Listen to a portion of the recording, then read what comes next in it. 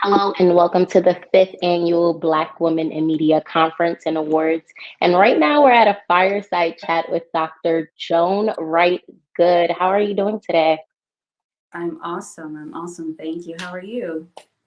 I'm doing great. Now, everyone tuning in, this lady, listen, boss that don't have boss isn't even a word to describe you. She's the founder and creative director of the business Mogul Academy. She is an author. She's a cultural architect. She's a speaker, a preacher, host, a best-selling author at that.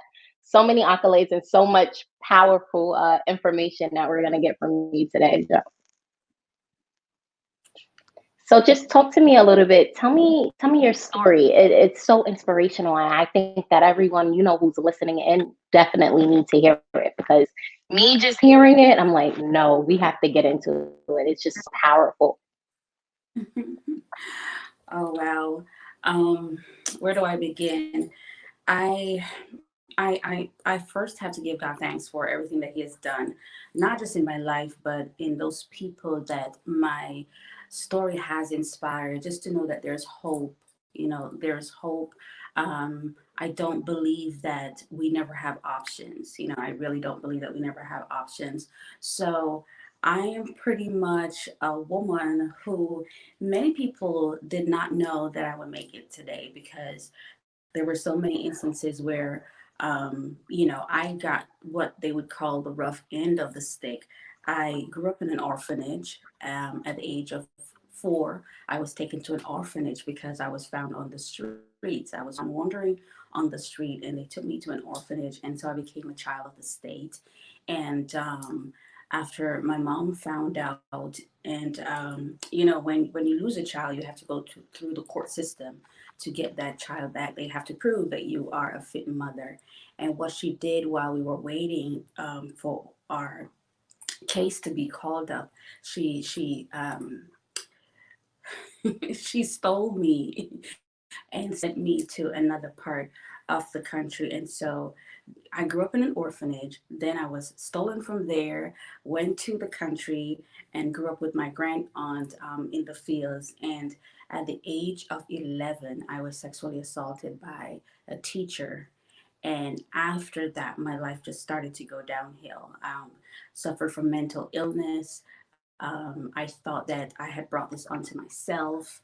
I grew up in the church, so they thought that I had demons, so they were exorcising the demons, and it was just a mess. And fast forward, when I came back to my mom's house, and at this point, they thought I was rebellious, they didn't know what was going on. Um, uh, at the age of 16, I was in high school, and at the age of 16, I found myself looking for love in all the wrong places. And I got pregnant at age 17 and was kicked out of my house. I was told, okay, if you want to know what life is, go live life. So I was pregnant, living on the street, eating from anywhere I could Wow. get food to eat. I was just sleeping anywhere night fell on me. I would find a place, get some newspaper, I would spread that thing out, and I would sleep there. And that continued until I was 7 months pregnant. And before I was taken in by my child's father, I remember just strangers would offer me help, and there was one lady who invited me in, but I could not sleep in her bed. I had to sleep on the floor because her boyfriend did not want me to be there. So I was wandering the streets as a pregnant teenager, and that was just such a chaotic time in my life. I was embarrassed. All my friends were still in school; they were getting ready to graduate. So I don't know what a prom is like. I don't know any of that good stuff, right? So after they took me in, I had my baby and I went back to finish high school. And then at the end of finishing that, I went on to doing my first degree, and I did my first degree in politics and business. And then I was like, oh, this is awesome. And so after that, I went and I did a second degree, and then I did a master's. And but what I realized, and this happens to a lot of strong Black women, I was numbing my pain with the idea of becoming successful. So Yes. I did not give myself a chance to heal, to go through the process. It's just like mourning a death. You know, you have to give yourself time. And so I did not give myself the opportunity to mourn the death of my teenage years because I was never given the opportunity to be a teenager. And so I was just, going. And it hit me at one point. It hit me. I was in a job, I was working a 9 to 5, and I was so mean. I was so savage. I pride myself in being strong and robust and the shade queen. And one day a lady came in and she was like, why are you so angry? And I'm like, who you think you're talking to? Was giving her all of that. And Mhm. she said, honey, let me pray for you. And obviously, I did not want her to pray for me, but I was like, okay, if this makes you happy. And, she prayed a prayer. And that was when I found peace. That took me on my spiritual journey. Wow. Yes. And so I never went to church. Nobody ever, hit me over the head with a Bible. But I grew up in church. So I knew the love that I was looking for was not in another person. And so many times we try to find love in objects and people. And this is why, even though we're successful, maybe financially, we're not successful personally and in our individual lives because we haven't found that peace. And so I found that peace, and that was when I decided to pick up the pieces and I decided I'm going to change the narrative. This should not happen to any woman. This should not happen to any child. I don't know anyone who just goes out as a child and just say, you know what, I'm going to get pregnant. There is something that they're looking for, that they're looking to get. And when that does not happen, then, whatever form it comes in, that's how they receive it. And so I went on that journey and continued in school, and I decided that moment I realized in it that I had what it took for me to be successful in the business realm. I decided, you know what, I don't want to work for anyone. I really don't want to work for anyone. I did not have the acumen. I didn't think that I was a yes person. And that took me on my Mhm. journey business wise. And I mean, the rest is history. I was married, and again, when things like that happen and you don't get the healing, you just keep choosing the same thing. You just keep attracting the same thing, the same people. Because dysfunction have a way to creep in as an angel of light. And so I was just being attracted to dysfunction, and I was married to an abusive person. I was in that marriage for 7 years. And believe it or not, the person was also a leader in the church. And so I thought, again, as a child, when I was raped at 11, thinking that that was my fault, I thought that the beatings were my fault. I thought that I could change him. I thought that if I was a good Christian girl, the Lord would heal our marriage and we would have this wonderful testimony. That was not the case. And, I'm here to tell any woman who is in a situation like that, run. It is never your fault. Do not stay. Do not make excuses for people. And when I decided to leave that situation, when I decided that I was more than what was happening to me, that was when my life took a 360. I literally took back the reins of my life and decided that I was going to live my life on purpose because I was created for a purpose by someone who has purpose. And pretty much that's how my business actually started and became what it is. Amazing, amazing. So testimonial. So what inspired you to create the business of Mogul Academy? So in 2011, so I had remarried, and my husband was now, my new husband was an employee specialist. At the time, I had to move from where I was, and now, starting this new life, going through the divorce, I did not get anything. So, you have to start over. And many people are afraid of starting over. But for me, if you don't move, then you won't go to where you're supposed to be. And so, Right. yeah, moving is not going, and going is not growing. And I knew that I wanted to grow, right? As a matter of fact, my last book is called "What If You Decided to Grow." So I can't decide that for you. And so now I'm pretty much starting over. And I had my law degree, I had my master's, and I thought that I was going to be the next Judge Judy. I had had Mhm. that passion, and it was just not happening. I was not getting any jobs. Nobody wanted to hire me. And I remember my husband got me an interview, and when I went there, I was in the lobby, and after the interview, and they're discussing among themselves. And one of the things that I heard was that she's too flashy. And I was like, out of everything else, that's what they decided, why they decided not to go with me. And I went home and I said, God, what am I doing wrong? I had the experiences because I had worked with all the best of the best in the world. I mean, in the secular, I was a consultant to major corporations. I worked with several gospel artists as a talent manager and a tour manager. I toured the world, so I had several different experiences.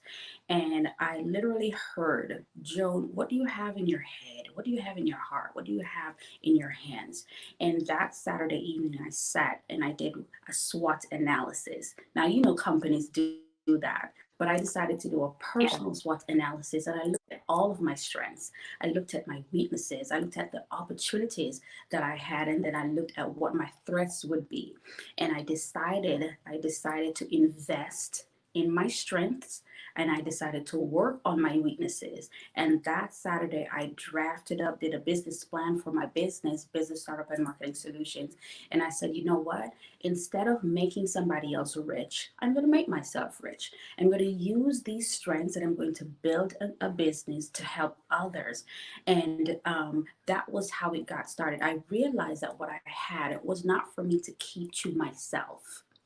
If your gift, if your plan, if your idea is just to make you rich and wealthy, your idea and your dream is not big enough, because all of us were gifted with something to bless other people, to help other people. This is why business is about serving. It's about serving. It's about giving, because when you do that, then you attract the right kind of money. And so I started my business. That I pretty much drafted it up.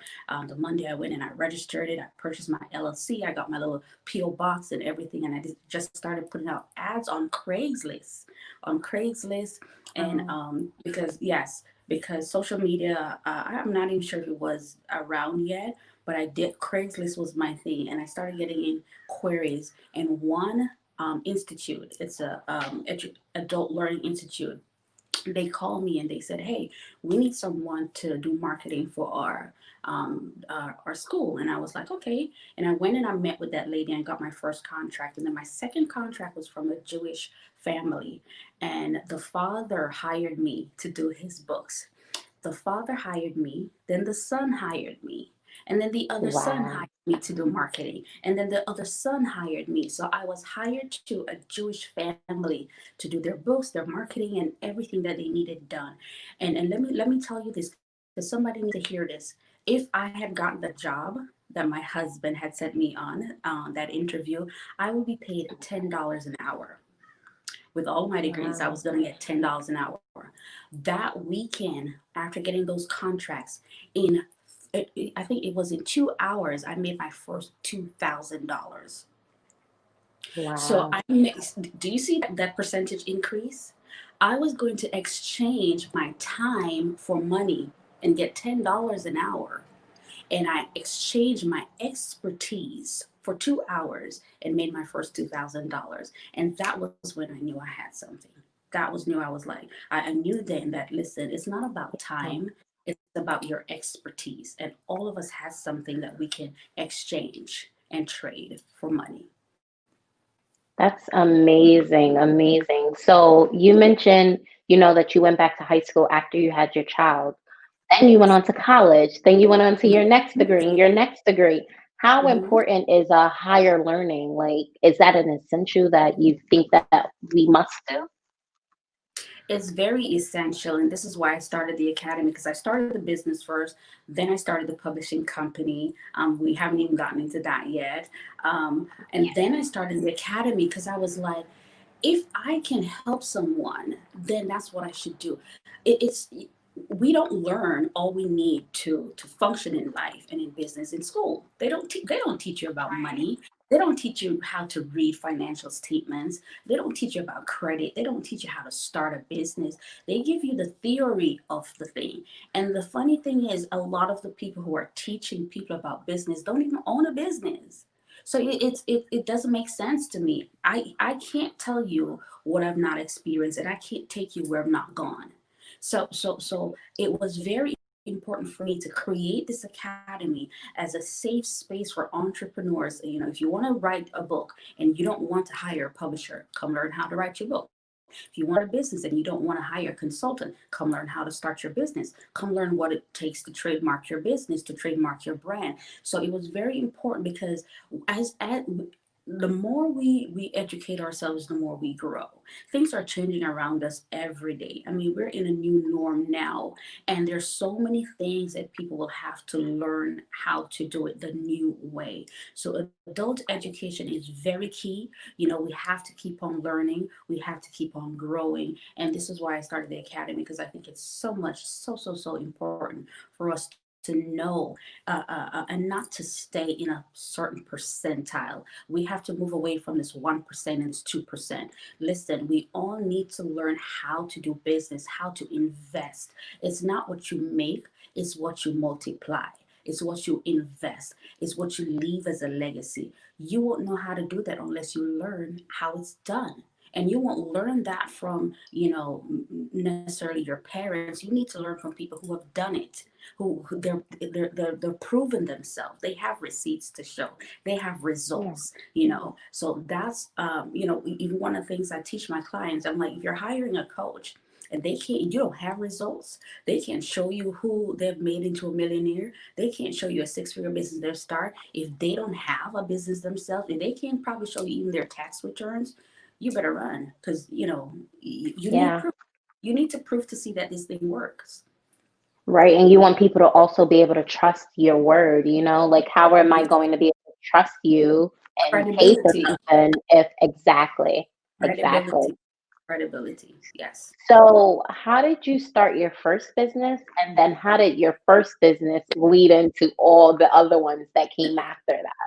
Exactly. So thank you for that question. Awesome question. This is where I speak about leveraging, because I started the first business, as I told you, by just sitting down and looking at my gifts and my weaknesses and making sure that I was equipped to do what I was about to do. And then I registered it. And I started small. I started with a PO box. I started outside of my home, and then I grew out of that and had my first little office until I expanded. And I started using contractors until I was able to hire employees.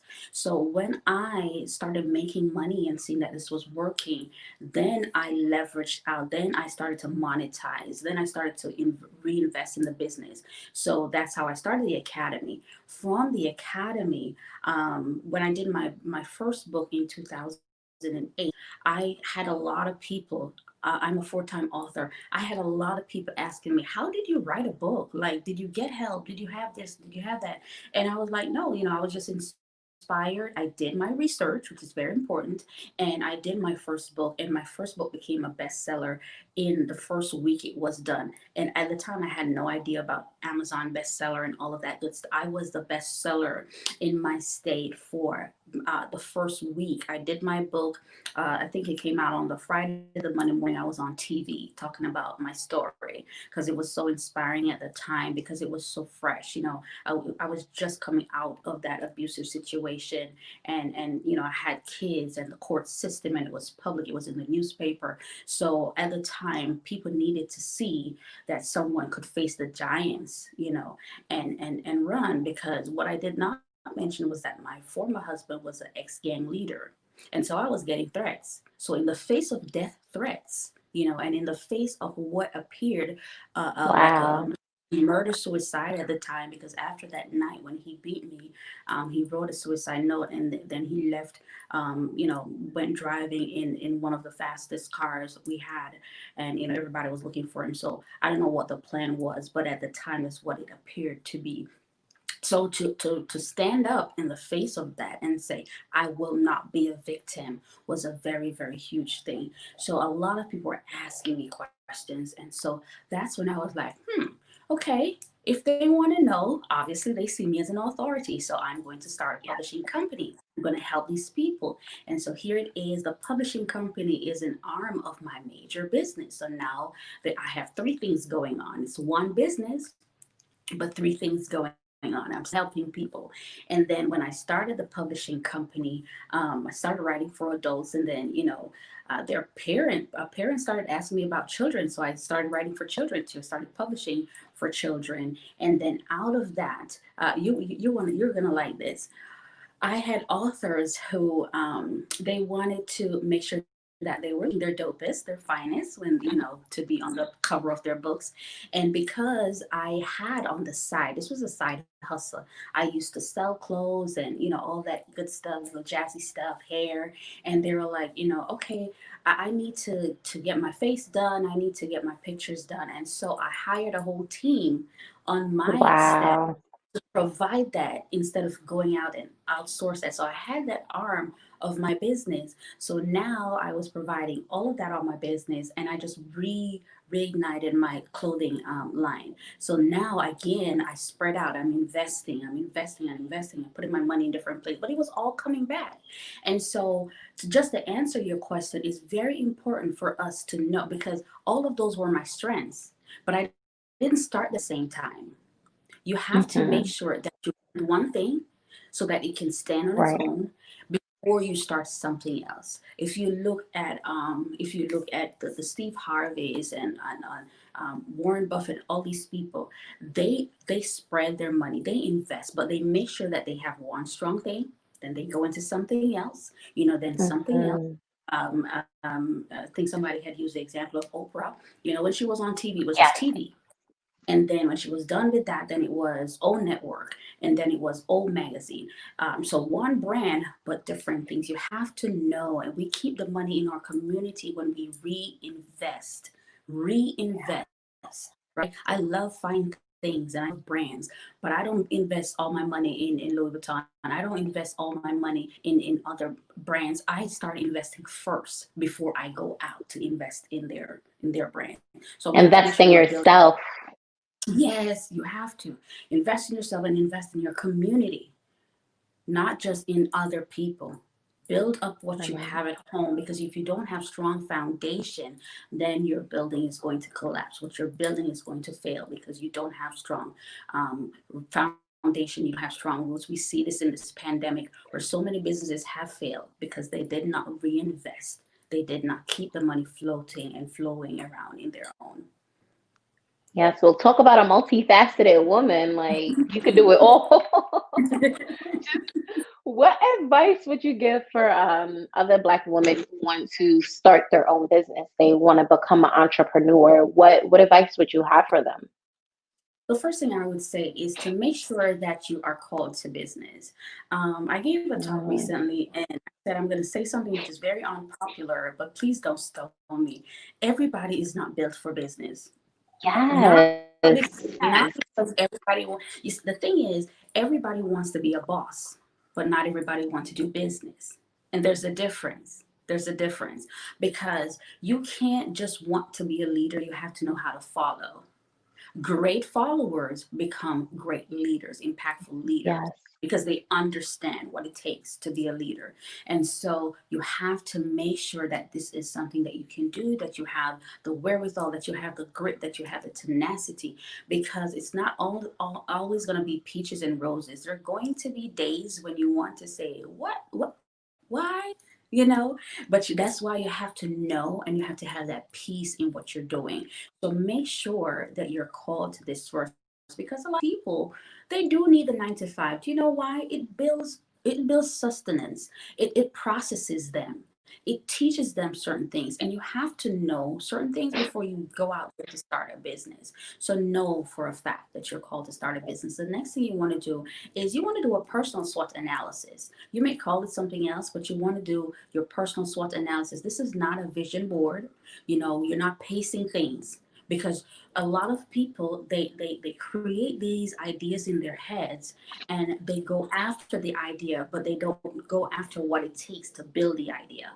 So it's not putting Ooh, things, say, okay, I want to do that. No, you want to yeah. make sure that you have timed goals, measurable goals. So instead of saying, I want a 7-figure business, you want to say, what does it take to create a 7-figure business? Then you want to set time goals. So instead of saying 7 figures, say, okay, I need to make 83,000 per week to have a 7-figure business. What does that look like? That looks like $2,770 per day.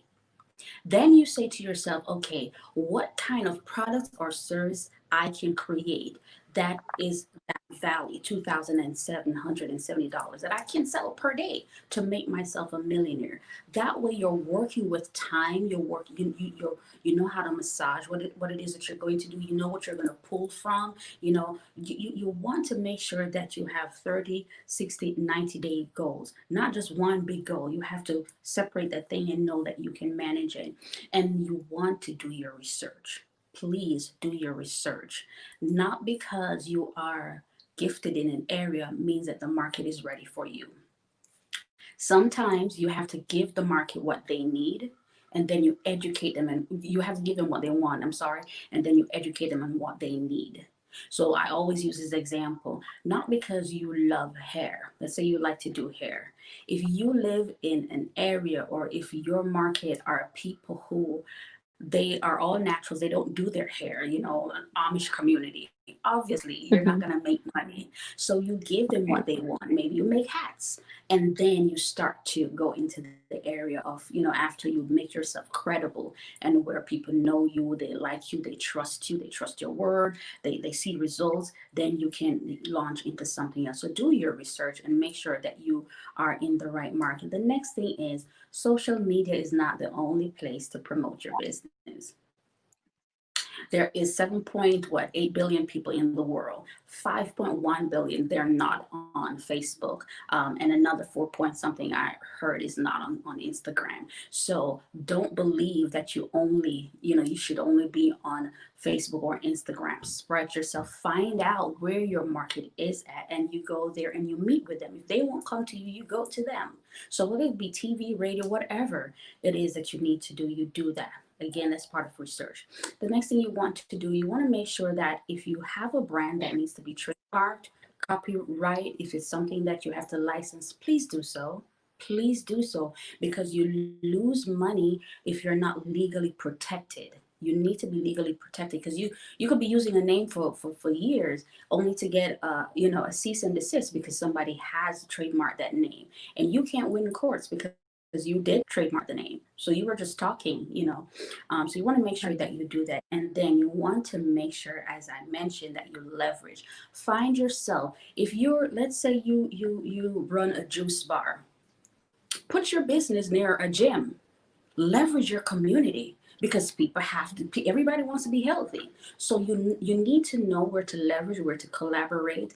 Collaboration is key. You cannot do business on your own. You're not an island. You do need Yeah. collaboration, like-minded people. And then the last thing I'll say, make sure that you are reinvesting your money. Make sure that you are saving. Make sure that you're prepared. Don't wait until a pandemic happens to have pandemic goals.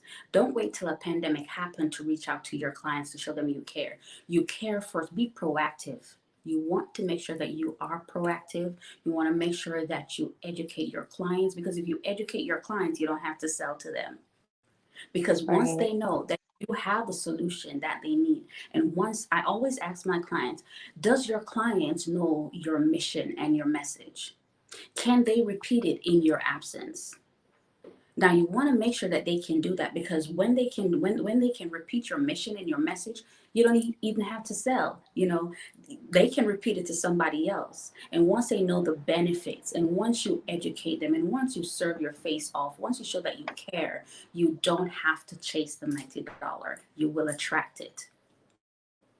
Yes, that all was so true. And I read something that said, don't let, the Instagram bosses convince you to quit your 9 to 5. Do it when you're ready. Because Yes. it's like we're in this era where everyone just wants to quit their job and start a business. And it's like you're No. not doing the research. So I definitely agree with you on that.